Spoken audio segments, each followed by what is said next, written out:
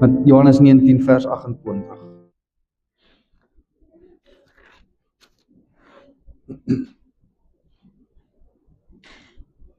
Ons gaan lees tot vers 37 toe.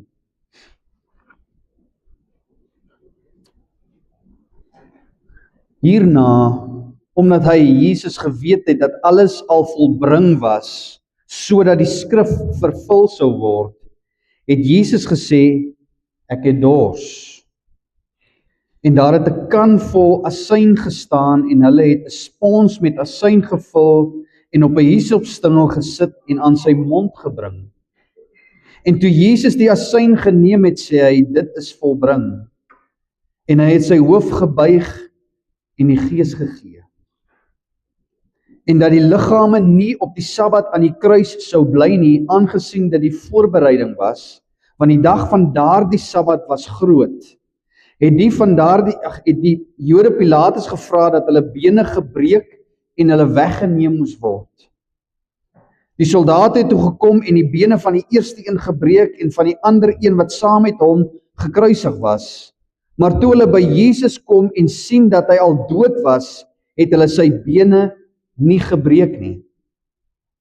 Maar een van die soldate het met 'n spies in sy sy gesteek en dadelik het daar bloed en water uitgekom. En hy wat dit gesien het dit getuig en sy getuienis is waaragtig en hy weet dat hy die waarheid spreek sodat julle kan glo. Want hierdie dinge het gebeur dat die skrif vervul sou word, geen been van hom sal gebreek word nie. En weer sê 'n ander skrif, hulle sal sien in wie hulle gesteek het. Here in Hemelse Vader, ek wil bid dat U hierdie woord vanmôre sal sien. Dat dit op vrugbare grond vanmôre sal val. Dat U Heilige Gees dit lewend sal maak in ons lewens. Bid dit in Jesus naam. Amen. Wie van julle het as kind as gevolg van boererate gesaffer? My maale het 'n boek gehad, oupa en ouma se boererate. Ken julle daai boek? En ek het gesaffer. Ons as kinders het gesaffer. Kyk, kasterolie en brandnetel tee. Jy ken die brandnetels wat jy op brand. Daai goed is getrek op die ding dis grasgroen water. Ons moes dis drink. En dan een van die ander goed, glo dit of jy nou wil of nie, jou oggendurine is gebruik vir jou gesondheid. Want ma, hoekom moet ek nie goed drink? Dis vir jou gesondheid, my seun, jy gaan beter voel, dit gaan beter raak. En ek kon nie verstaan dat goed wat sleg is, wat so walglik is, jou goed of beter kan laat voel nie. Jou kan gesond maak nie, ek kon dit nie verstaan nie. Die sin gemaak vir my. Nou vandag vier ons Jesus se dood aan die kruis. En ons noem dit Goeie Vrydag. Nou hoekom noem julle dit Goeie Vrydag? Want dit is goed vir jou. Dit maak jou gesond. Op 'n ander manier is dit jy dalk dink. En sommige dra selfs die kruis as 'n hangertjie om die nek, as 'n herinnering. Ons dra die kruis as 'n oorbel aan die oor. Ons sit die kruis as 'n herinnering teen ons mure op, in die kerk, in die huis, ons sien dit oral, jy sien langs die pad, as jy sien as die kruise opgesit as 'n herinnering, as 'n reminder van dit wat in die kruis gebeur het, as 'n reminder dat dit goed is vir jou. Maar in die eerste eeu was die idee van 'n gekruisigde Messias ondenkbaar. Die idee daarvan om 'n kruis op jou nek te hang en te sê dis goed, dit was ondenkbaar. Vir die Romeine was dit 'n skaamte om aan die kruis om gekruisig te word. Hulle selfs nie is hulle eie mense gekruisig nie. As jy 'n Romeinse 'n burger was, is jy nie gekruisig nie. Glad nie. Dit was gereserveer vir slawe, dit was gereserveer vir rebelle en vir buitelanders. En vir die Jode was dit 'n vervloeking. Ons sien dit in Deuteronomium 21 vers 33. So vir die Romeine was dit dwaas en vir die Jode was dit 'n vervloeking om aan 'n kruishout te hang. So om op die kruis te roem Om te sê dit is goed, was dwaasheid. Dit was dwaasheid gesien. Dit is ons vanmôre hier doen, ons kom by mekaar as gevolg van die kruis, het is as dwaasheid gesien. En van die mense in die wêreld sien dit vandag nog as dwaasheid. Waarom is julle besig? 'n gekruisigde God, 'n God wat kan doodgaan. En tog in die kern van het hierdie kruis die kern van die evangelie van Christus Jesus geword. 1 Korintiërs 1:23 sê ons verkondig Christus as gekruisigde, 'n struikelblok vir die Jode en dwaasheid vir die heidene. Die kruis van Christus is waar die Romeinse mag en die Joodse wet en God se wil by mekaar kom. Dit is hier by daai by mekaar kom waar die grootste bewys is dat die menslike wil vir God se wil moet buig. Dis die bewys dat God enige tragedie, enige swaar kry, enige dood, enige menslike sonde sondeloos tot sy eer en vir ons goed kan gebruik.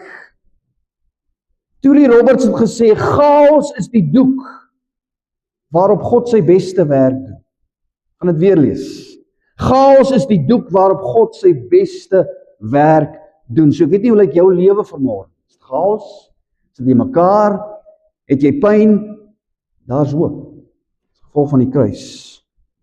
Nou op daardie eerste goeie Vrydag, ons vier vandag 2000 jaar later, maar op daardie eerste goeie Vrydag het alles verkeerd gelyk.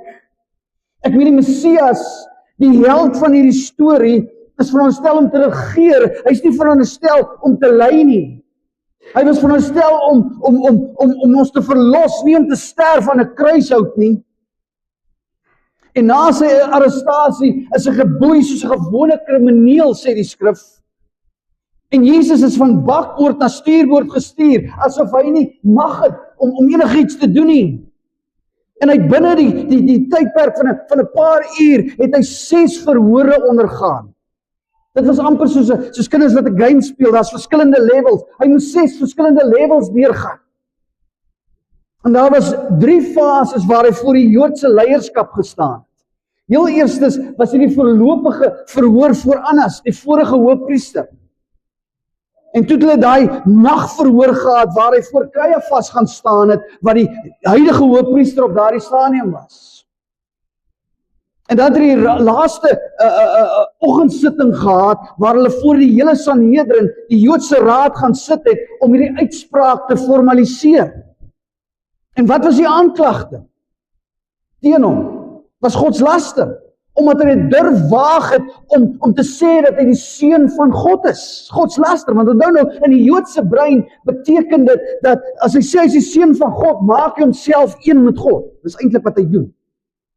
Soos godslaster. En wat was die uitspraak? Die doodstraf. En ongelukkig vir die Jode het hulle nie die mag gehad volgens Romeinse se wette om die doodstraf toe te dien aan Christus nie. So wat het hulle gedoen? So na daardie 3 verhore wat hy moes deurgaan, stuur hulle hom na Pontius Pilatus toe. Die een wat in beheer is, die een wat kan sê dat hy doodgemaak moes word. En hy het Jesus ondersoek, ons ken die verhaal, en hy het hom gevra, is jy die koning van die Jode, is jy? En Jesus sê van wie wat my koninkryk is nie van hierdie wêreld nie. En wat was sy uitspraak? Hy het gesê, ek vind geen skuld in hierdie man nie. En hulle wou nie hoor nie. En hulle stuur hom toe na Herodes Antipas toe, want hy kom van Galilea af, so die ou is in beheer van hom, stuur hom soontoe. En Herodes Antipas het hom, die eerste het hy was welkom, en hy was bly om Jesus te sien. Hy wou toertjies en goeder sien, en Jesus het hom net nie geantwoord nie, Jesus het hom geïgnoreer. En wat was die uiteinde daarvan? Hulle het hom gespot, hulle het hom, en toe stuur hy hom terug, na Pontius Pilatus toe. Hy sê, ek gaan my eens my tyd mors met die man nie. Weet jy wat met die man mal of wat? En toe kom hy weer voor Pilatus te staan. Die 6de verhoor van die dag. So ek sê binne 'n paar uur. Toe sit die finale baas voor Pontius Pilatus. En weer probeer Pilatus hom vrylaat. Weereens, want nie hy of Herodes het skuld in die man gevind nie. En wat skree die skaar? Kruisig hom. Laat vir ons Barabbas vry. Wie weet wat beteken Barabbas? Wat beteken die naam? Wat beteken Abba? Vader. Wat beteken Bar? Seun van. Seun van die Vader. Hy is ter dood veroordeel omdat hy derwaag sê het, hy is die seun van die Vader. En hier laat hulle Barabbas vry. Seun van die Vader. Is nie amazing nie? Daaroor kan ek 'n lang preek maak.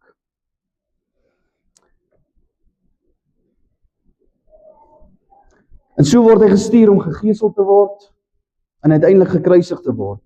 En almal wat hierdie batalje aanskou het, almal wat hierdie ding gesien het, die Romeine, die Jode, Jesus se ma, sy familie, sy broers en susters, die disippels, almal wat dit gesien het, moes op daardie stadium gedink het, dat hierdie man wat nou hierdie kruis saam agter hom aansleep, is magteloos. Hy het geen mag meer. Al sy mag is van hom af weggevat. Hy beheer nie meer sy eie lot nie. Die oomblik, nog voordat hy die kruis opgeneem het, het hy sy mag verloor, want ek meen, hy is gevangen geneem, hy is geboei, hierdie man het geen mag nie, hy het geen beheer oor wat nou met hom gebeur nie, al wat hy nou kan doen is om hierdie kruis maar na die plek te sleep waar hy gekruisig moet word, dis al mag wat hy het. Ek meen, al die bewyse is daar, hy is gearresteer, hy is verhoor, hy is skuldig bevind en hy is te dood veroordeel en nou moet hy gaan. En 'n ruk later daar hang hierdie gemartelde figuur aan daardie houtkruis. Is eensaam, is verwronge, spykers deur sy hande, spykers deur sy voete. Sy rug is oopgeskeur, sy mond is droog, hy's dors. En dan word hy nog verder bespot ook. Dit stop nie daar nie. Die verbygangers en die Joodse leiers het hom gespot. Ons sien dit in Markus 15, 29 tot 32. Ek gaan nie daar lees nie. En die kriminele wat langs hom gehang het, Matteus 27, 44, hulle het hom gespot. So nie net dat hy verneder nie, dat dit stop nie, is die oomblik toe aan die kruis hang nie, hy word nog daarvoor gespot. Jy wat gesê het, jy gaan die tempel afbreek en in 3 dae weer oprig. Red jouself nou.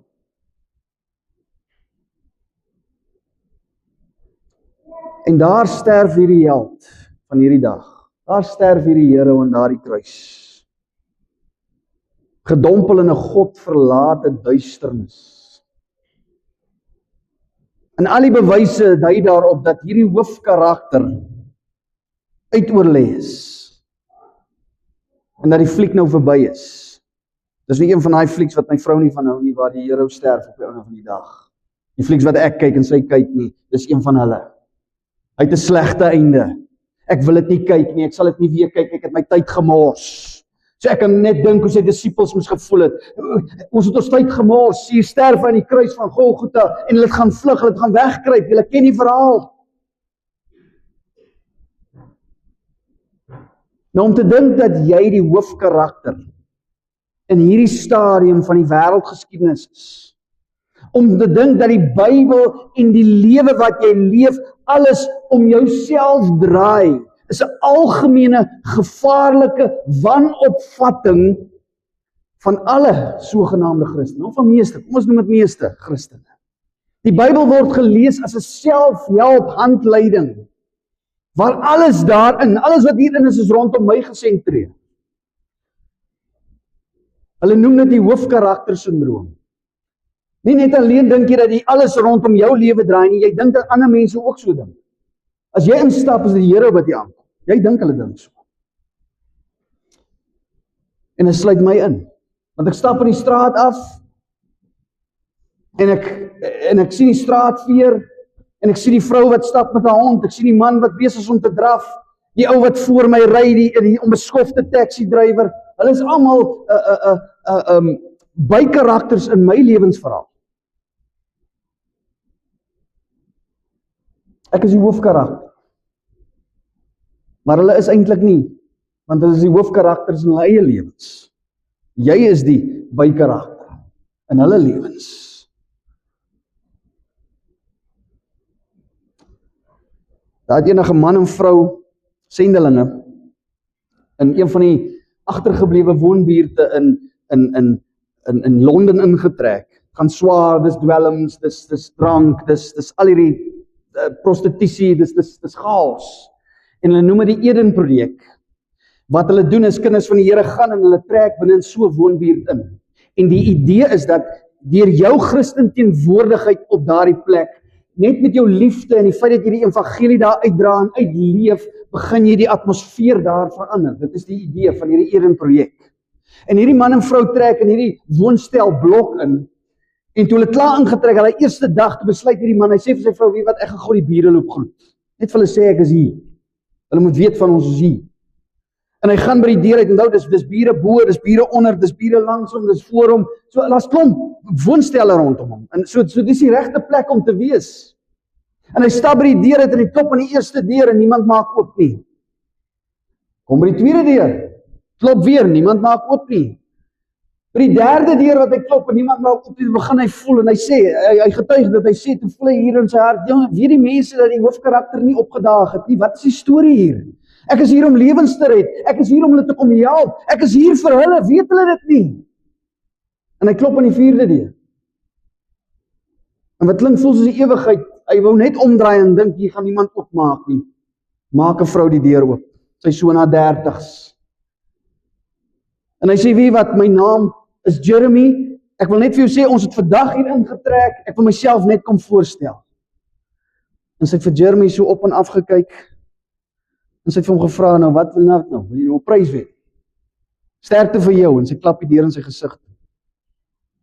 En hy staan daar, en hy besef, wie wat, jy's nie die Here in hierdie plek nie. Jy's nie die Here in die evangelie verhaal nie. Hierdie mense is nie eens bewus van jou bestaan nie, hulle gee nie eens om of jy bestaan. As God nie die werk doen nie, is jy nutteloos. Die probleem is, ons sien onsself en ons probleme.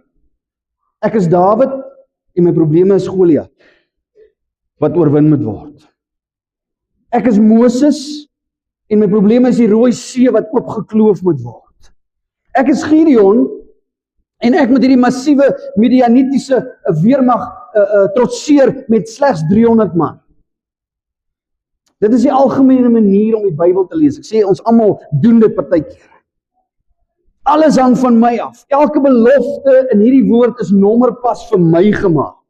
Jy al daai gevoel? Myne. Daar's 'n liedjie ook wat ons gesing het. Elke belofte in die woord is myne. Elke hoofstuk, elke vers, elke lyn. Dis reg, ek stry nie daarmee nie, maar ons moet die konteks reg kry. Om die held te wees lei tot die idee dat ek goed is. Eerder as wat ek 'n verlosser nodig het. Dis die probleem.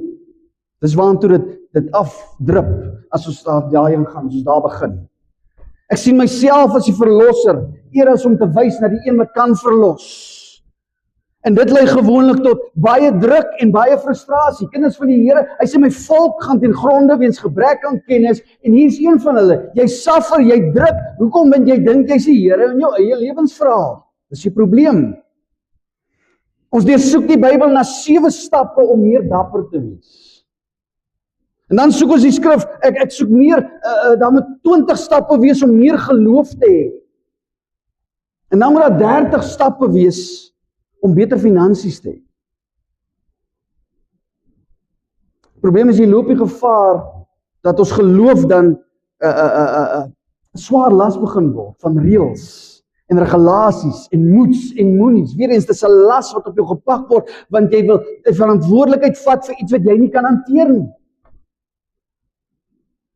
So wanneer die lewe, die Bybel rondom my persoonlike welstand draai, word elke probleem wat ek face, elke krisis, elke fout in my lewe, dit wat my pad langs kom, word 'n rampspoedige onregverdigheid in my lewe. Ek meen die Here moet ons nie swaar kry nie, reg? Dis die Here in hierdie verhaal. Dit moet met my goed gaan, nie waar nie? So wanneer jou Goliat nie wil dood nie, en jy verloor jou werk, wanneer jou Goliat nie wil dood nie en jy dop jou eksamen, wanneer jou Rooi See nie wil kloof nie en die dokter gee vir jou slegte nuus, dan lei dit tot verwarring, dit lei tot wanhoop, en dan begin wonder jy, wat se stappe het ek hier gemis? Moes daai 7 stappe eintlik 8 gewees het? Moes daai 20 stappe eintlik 30 gewees het? Wat het ek verkeerd gedoen? Wat kan ek beter doen? Klink dit bekend? En dan kom die probleem. Ons begin selfs in God twyfel. Ons twyfel in God se almag, ons twyfel in sy woord, ons twyfel in sy teenwoordigheid, ons twyfel in sy liefde, ons twyfel in sy genade, en skielik word God ook 'n bykarakter in my lewe. Hy's die een wat my help in my probleme, hy's die een wat my help teen my vyand, die duiwel. Hy's my hulp. Ja, hy's jou hulp, maar ek sê weer, kry die konteks reg. Weer eens, jy's nie die hero in jou eie verhaal nie. Maar die probleem is nou, met jou wat die hoofkarakter is in hierdie lewe, Satan wat jou vyand is, nou hang die oorwinning van jou af. Soms wen ons, soms verloor ons, want ek het nie genoeg gebid nie, ek het nie genoeg stappe gedoen nie, en dan moet ons nou weer begin bid, en nou bring ons weer, nee. Dis nie hoe dit werk nie. God is ten volle in beheer, en dit is God se duiwel. Dis syne. Hy kan nie maak wat hy wil nie. Hy het nie daai mag nie. Ek meen, dit maak ook net sin. As ek die eer wil vat vir alles wat goed gaan in my lewe, moet ek tog die skuld vat as dit begin swaar gaan nog, reg? Jy al so gevoel, die Here straf my, dis my las, dis my, jy voel so, ons almal voel so. En dis die gevaar daarvan om jouself as die hero in jou eie lewe te sit. Jy mag dalk begin dink dat jy die redder is waarvoor die wêreld wag. En dan wanneer die wêreld begin harder druk as wat jy kan druk, en glo my, jy kan, dan is selfs God nie eens meer genoeg. Die probleem is almal. Annas, Kajafas, die lede van die Sanhedrin, Herodes en Pontius Pilatus, het elkeen gedink dat hulle die hoofkarakter in hulle eie lewens is. En hierdie Jesus wat voor hulle staan, toe hy in hierdie verhore was maar net 'n bykarakter in hulle lewens. Toe hy gefonnis is en gekruisig is en sterf aan daai kruis, het hulle gedink, right, sy teenwoordigheid in ons lewe, sy impak in ons lewe is ewig verby, it's done. Hy sal net onthou word as 'n vervloekte aan die kruis, dis al. Maar wat die wêreld as 'n mislukking beskou het, was God se grootste triomf. Dit was sy meesterstuk. Toe Christus in daardie kruis sterf, toe word hierdie skillery van hom voltooi. Sonde is versoen, die dood is verslaan, redding is verseker. Want die dwaasheid van God is wyser as die wysheid van mens.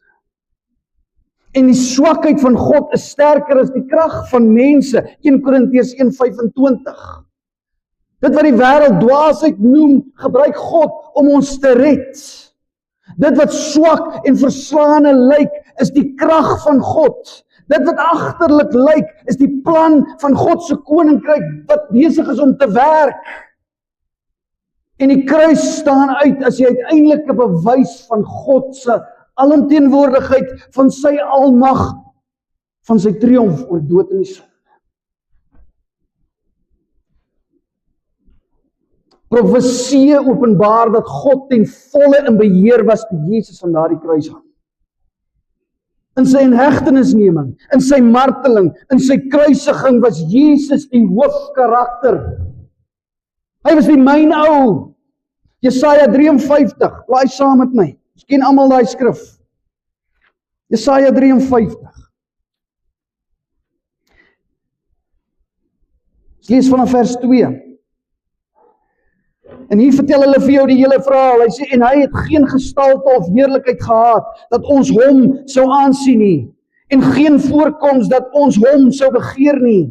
Hy was verag en deur die mense verlaat, 'n man van smarte en bekend met krankheid, ja, soos een vir wie 'n mens sy gelaat verberg. Hy was verag en ons het hom nie geag nie. Nogtans het hy ons krankhede op hom geneem, en ons smarte het hy gedra.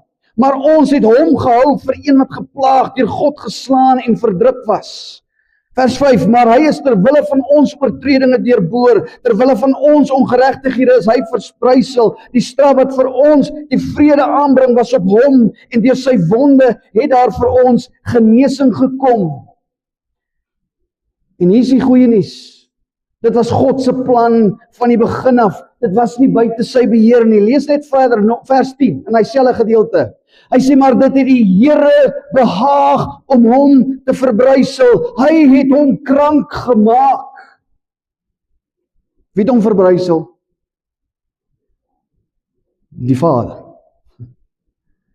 Wie het hom krank gemaak? Die plan van die Vader. Staan dit, ek gaan dit weer lees. Maar dit het die Here behaag om hom te verbrysel.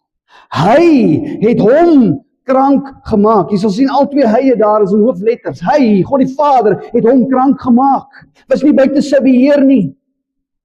Annas, Caiaphas en Herodes en Pilatus was byspelers in sy lewe. Sonde was die oorsaak. Ja, hy is kruis toe as gevolg van ons sonde. Maar sy menswording, sy lyding, sy sterf aan die kruis was God se prys wat hy bepaal het vir die grondlegging van hierdie wêreld. Dit sal so wees. En Jesus het vrywillig daardie pyn en daardie lyding en daardie spot gedra. Hy het die wil van sy Vader kom doen. Johannes 6:38. Johannes 6:38. Hy sê, want ek het uit die hemel neergedaal, nie om my wil te doen nie, maar die wil van hom wat my gestuur het. Selfs die detail aan die kruis is tot in die fynste detail uitgewerk en beplan, en dit het so gebeur. Die soldate wat sy klere verdeel het gebeur sodat Psalm 22 vers 19 vervul sou word.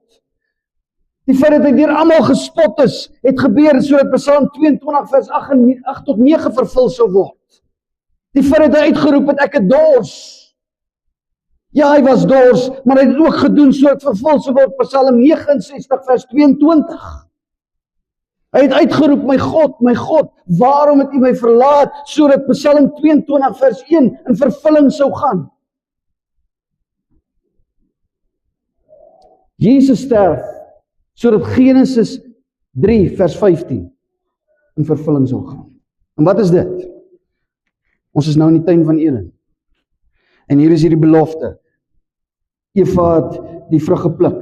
Sy het daarvan geëet. Sy het vir haar man gegee. En omdat hy nie op sy plek was nie, het die sondig plaasgevind. En hulle val in hulle heerlikheid weg van God af. Hulle kan nie meer in God se teenwoordigheid wees nie. En God kom en hy sê vir hierdie Satan wat hulle verlei het, hy sê vir hom hier, hoor wat sê hy?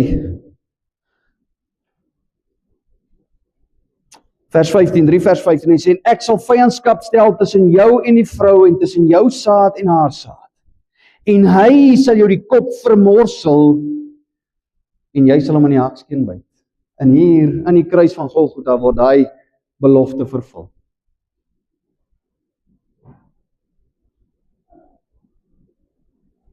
Jesus se bene is nie gebreek nie, sodat vervul sou word. Weereens die paaslam, as jy gaan kyk in die geskiedenis, Eksodus 12 vers 46, hierdie perfekte lam wat daar moes wees, en nie een van sy bene moet gebreek wees nie, perfect, sodat skrif vervul sou word. Hierdie soldate en Pontius Pilatus, hulle almal het hulle rol gespeel in die verhaal van Jesus Christus, in die verhaal van die skepper van die heelal. Hulle was die byspelers, onwetend het hulle deel gedoen. In sy leeftyd op aarde het Jesus die Vader se wil volmaak kom volbring. Hy het al die messiaanse profesieë wat in hierdie Bybel vervat is, het hy kom vervul in sy leeftyd.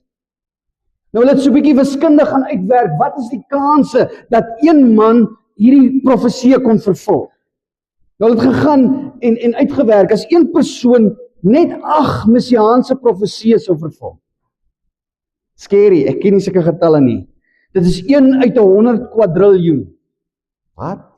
Die kans dat hy 8 van hierdie profesieë vervul, is 1 uit 100 kwadriljoen. Nou daai kwadriljoen, 100 kwadriljoen is 'n 1 met 15 nulle. Imagine dit. Dis 1 uit, dis die kanse. En toe gaan hulle in hulle werk uit, as een ou 48 profesieë moet kom vervul. Is daai soms van so 'n aard dat dit eintlik onmoontlik is. Dit is so klein, dis onmoontlik. Die vorige een is al onmoontlik. En Jesus het nie 48 kom vervul nie, hy het nie 8 kom vervul nie. Jesus het meer as 324 profesieë messiaanse profeseë kom vervul. Party van hulle gaan tot oor die 400, sy ouens sê, as hulle die goed gaan haal. Dis die Christus wat ons ken. Klink dit soos een wat nie sy planne agter mekaar gehad het nie? Nee. Dit was beplan. Hy was ten volle in beheer toe hy in daai kruis gehang het. Maar voor hy sterf, sê hy die belangrikste woorde ooit.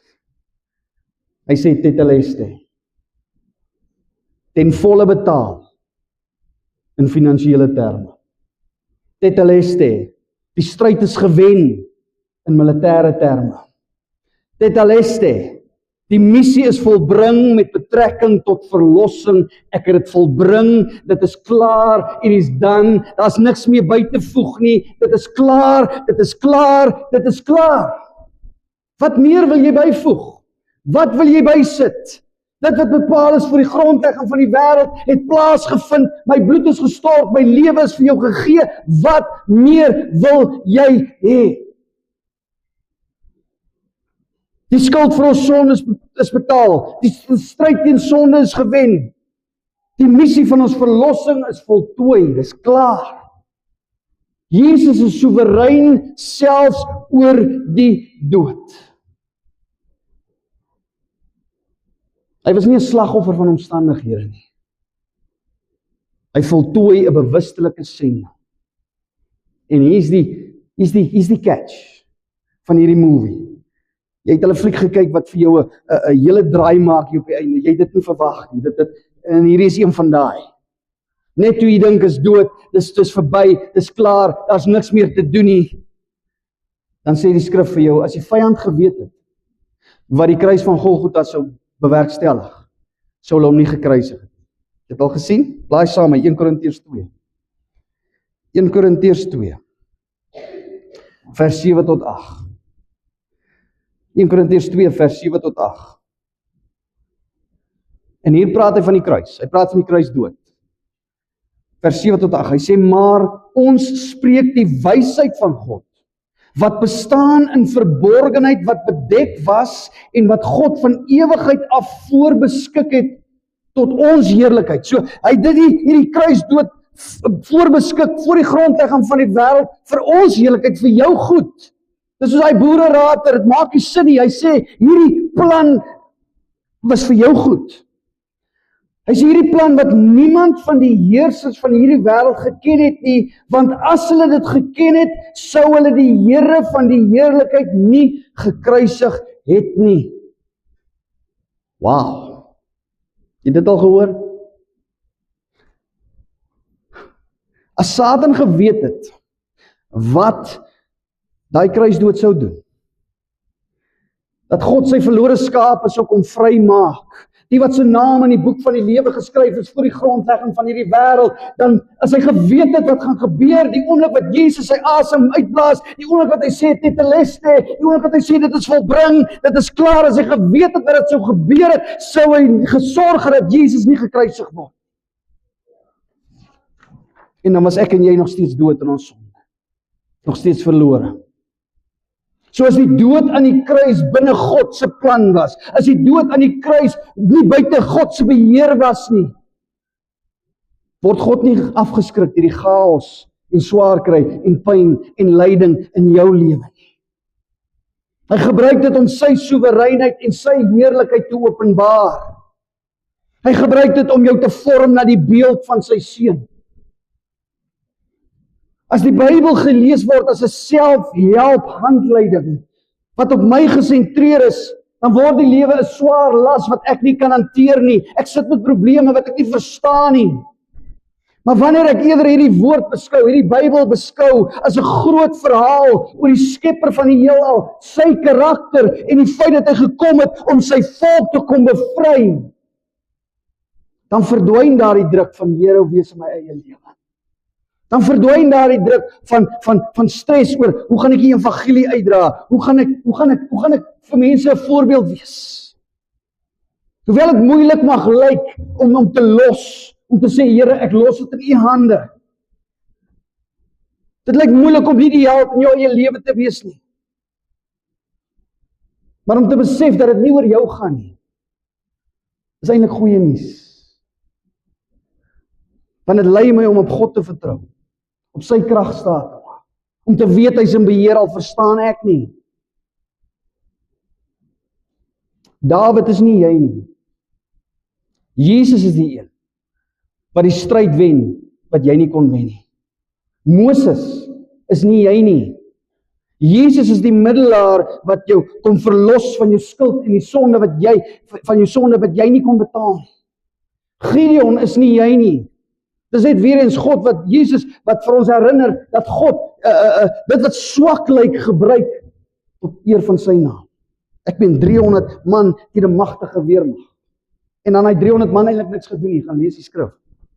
Niks. Hier is daar die 300 man op en God doen alles.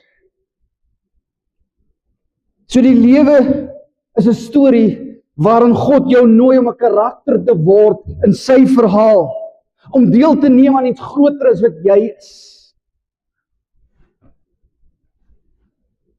En aangesien God die bron van alle goedheid is sy heerlikheid, die feit dat sy naam groot gemaak word, die fontein, die bron van alle vreugde. En wat God vir sy eie onthaalwe doen, bevoordeel my en jou. So as hy sy naam groot maak, en dit is waar heerlikheid is, dan is as hy sy naam verheerlik, doen dit vir my en jou goed. Ons moet dit besef. Daarom is alles wat hom verheerlik goed vir ons. En nou moet jy pas op, weer eens ons moet dit in konteks bring. En dit sluit in lyding, dit sluit in swaar kry, wat hy toelaat, en wat hy partykeer oor jou lewe bring. Nee, dit kan nie wees nie. As kind beleef jy ellende om sy ontwil.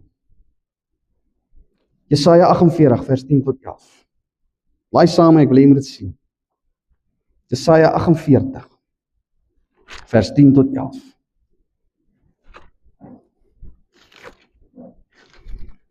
Dis rowwe skrif.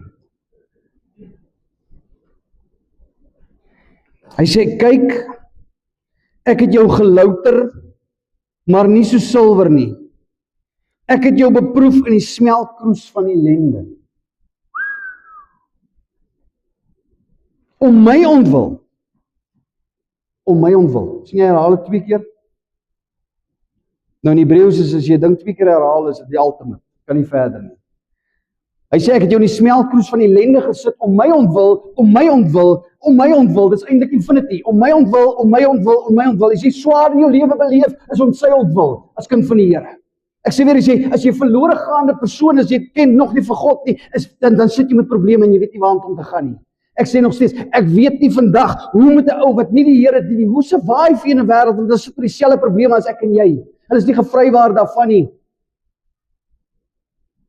Maar wanneer dinge onmoontlik begin lyk en dinge begin swaar gaan en ek besef, dit is binne God se wil, dit is tot eer van sy naam, dit is sodat ek kan groei na die beeld van sy seun, dan begin hierdie las vir my lig word. Dit is nog steeds swaar, maar weet jy wat, wanneer hierdie ding my druk en hy druk my tot op my knieë, waar is ek nou? As die wêreld jou op jou knieë druk, is ek by God. Here, ek roep U aan. Maar wanneer die wêreldling op sy knieë druk, waartoe gaan hy? Hy het nêrens heen om te hol nie. Hebreërs 12 vers 5 tot 8. Hier's nog 'n rowwe skrif. Wil jy moet dit sien? Hebreërs 12 vers 5 tot 8. Hy sê, en julle het die vermaning heeltemal vergeet, wat tot julle as seuns spreek. My seun, ag die tugtiging van die Here nie gering nie en beswyk nie, as jy deur hom bestraf word nie. Want die Here tugtig hom wat hy liefhet en hy kastei elke seun wat hy aanneem. As julle die tugtiging verdra, behandel God julle as seuns. Want watter seun is daar wat die Vader nie tugtig nie? Maar as julle sonder tugtiging is, wat almal deelagtig geword het, al sy kinders, dan is julle onegte kinders en nie seuns nie. As jy as kind van die Here nie swaar in jou lewe beleef nie, jy word nie getugtig deur die Vader nie, dit beteken dat jy is nie sy kind nie. Die Vader het Jesus kruis toe gestuur, was binne sy wil, was tot eer van sy naam, en vir my en jou goed. Wanneer jy swaar kry, en besef jy, ek is net 'n byspeler in hierdie verhaal, God is in beheer, ten volle, selfs van hierdie omstandighede in my lewe. En weer eens, hy sê, as jy nie swaar kry in jou lewe beleef nie, is jy nie my kind nie. Het jy al gesien, as kindertjies, ek kan onthou, selfs toe ek kind was, dan gespeel jy by ander mense, se kinders, en dan jaag hulle nonsens aan. En dan word jy huis toe gejaag, en hy kind kry pa. En dan bel hulle jou pa, en jou pa gee jou pa. En dan wat my pa altyd gesê, hulle moes jou sommer daar pak gegee het. Jy weet beter as dit. Maar weet, ons slaan nie aan 'n man se kind nie, dit al gesien? Dit gebeur nie sommer nie. En dis wat God sê, ek slaan nie aan 'n man se kind, dit is my kind, ek tig my kinders. En weet jy, wat is die verskil tussen straf en tig? Tig beteken, kom net weer terug aan jou baan. Hoekom moet jy met jou ma terugpraat nie? Kom. Ja. En jy bring hom net weer terug aan sy baan. Dis nie om jou te breek nie, dis nie om jou te straf, dis nie, ek wil jou terugbring in jou baan, ek wil jou reg groot maak. En dis wat God doen, ek vorm jou na die beeld van my seun.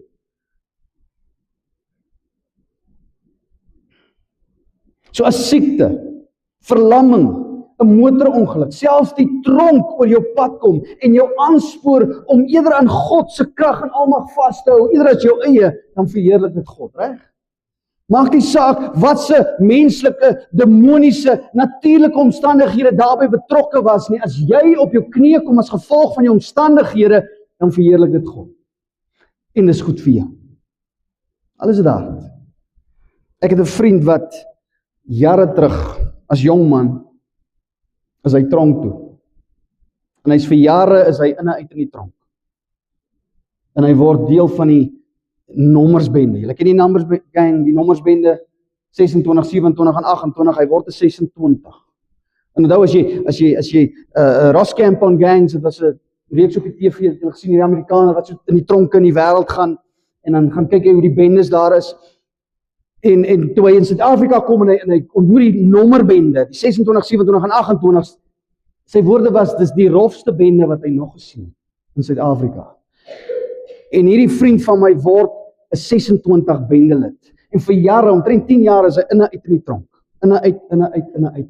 Dit het so erg gegaan dat sy familie hom nie wou ken nie, dat sy ma hom nie in die tronk kom besoek het nie. En jy sal dink, maat, hierdie is nou dis die laagste waar jy kan wees. Dit kan nie erger as dit gaan nie. En in daai tronk red die Here sy siel. In daai tronk maak die Here sy oë oop. In daai tronk gee die Here vir hom. Hy haal die hart van klip uit en hy sê hart van vlees daarin. Hy sit in hierdie tronk, hy's tussen daai 4 mure. Maar hy's die vryste man in die wêreld. Want Christus het sy siel kom red. En vandag is hy 'n broer in Christus. Hy's deel van die liggaam van Christus. Hy's 'n goddelike pa, 'n goddelike man.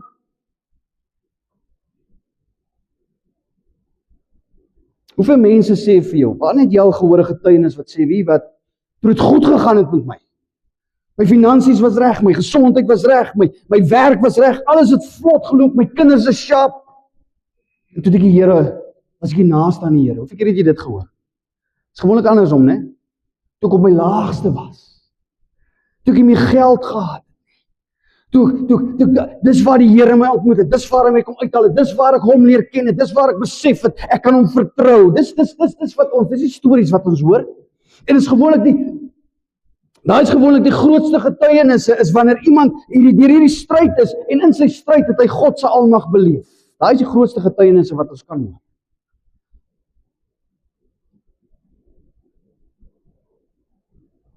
So enigiets soos die kruis, enigiets wat my nader aan God bring, is vir my goed. Efesiërs 2 vers 13. Efesiërs 2 vers 13.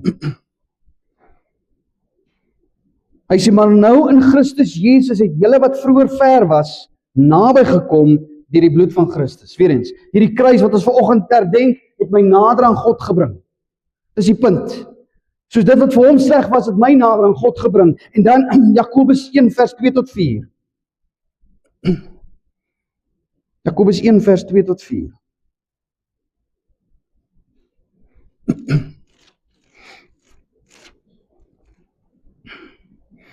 Hoor wat sê hy so. Ag dit louter vreugde, my broeders, Wanneer julle in allerlei versoekinge val, omdat julle weet dat die beproewing van julle geloof lydsaamheid werk.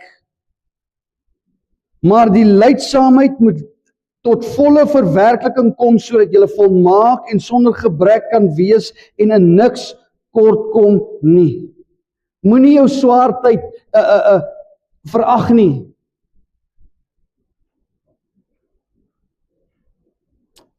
Vir 'n kind van die Here, vir 'n Christen, het jou lyding en jou swaar kry twee doele.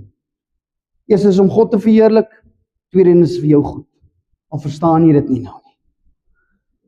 Hierdie wêreld met al sy boosheid was God se plan. Dis die teelaarde, dis die grond waarin jou geloof groei. Dit is waar jy as kind van die Here meer en meer soos Christus word. Here, maar ek wil wegwees, ek wil hier wees nie. Dis waar jy hoor, dit is waar jy gaan groei. Dis bepaal. Die karakter, die betroubaarheid wat in jou gekweek word, is iets wat jy saam met jou vat na Christus toe. 1 Petrus 4 vers 19. Laai saam met my. 1 Petrus 4. En hier is 'n rowwe skrif. Hy sê, so laat dan ook die wat volgens die wil van God lei. Ek gaan dit weer lees. Die Here bring nie swaar nie, die Here nee. Hy sê, so laat dan ook die wat volgens die wil van God lei, hulle siele aan hom as getroue skepper toevertrou met goeie dade. Wat sê hy? Hy sê, wanneer jy swaar kry, wanneer jy in hierdie smeltkroes van ellende is, tot my eer, dan moet jy daar in daai omstandighede, moet jy leef tot eer van my naam. Mense moet na jou kyk en wonder, wie wat hierdie ou sit met dieselfde probleme, indien nie groter nie as myne, maar nog steeds loof hy die Here, nog steeds is hy vriendelik, nog steeds deel hy uit, nog steeds bid hy vir ander.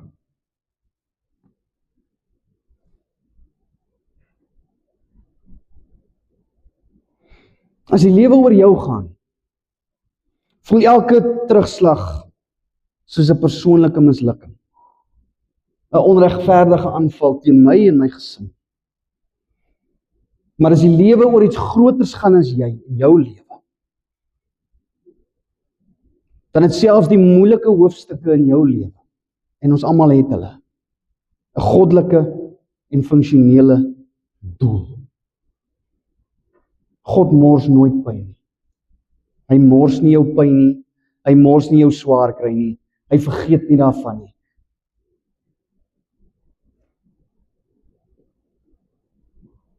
Wanneer jy die middelpunt van die heelal is, wanneer jy nie die middelpunt van die heelal is nie, verskuif jou fokus van, is ek goed genoeg? Na, is die een wat ek kan bid goed genoeg? En dis waar ons wil wees. So waar roep God jou vanmôre? Om hom te vertrou. In wat swak lyk, in wat swaar is, in wat duur kos, in wat dwaas voel. Waar roep hy jou vanmôre? Waar roep hy jou en sê, neem jou kruis op en volg my. En as ons praat van die kruis, is dit sterf. Is jy bereid om vir my te sterf tot eer van my naam? Jy kan hom vertrou, selfs in jou dood. 1 Korintiërs 1 vers 18.